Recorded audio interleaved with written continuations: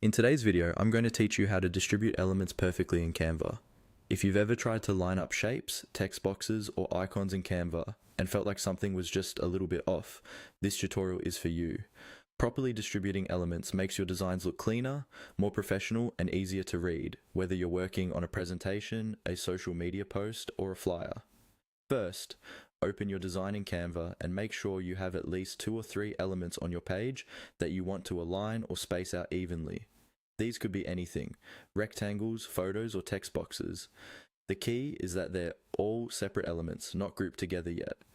Now, start by clicking on one of the elements you want to distribute. When you select an element, you'll see a bounding box appear around it, with handles at the corners and sides. This tells you that the element is active and ready to be edited.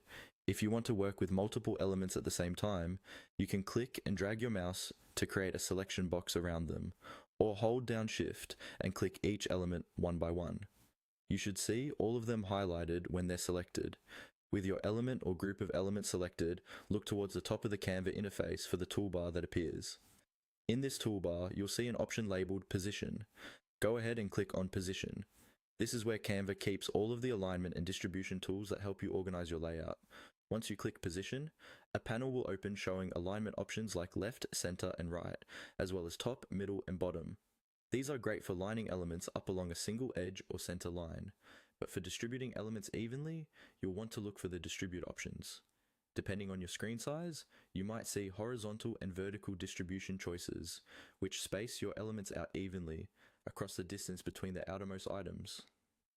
If you're distributing horizontally, Canva will make sure the gaps between elements from left to right are equal. If you're distributing vertically, it will do the same from top to bottom.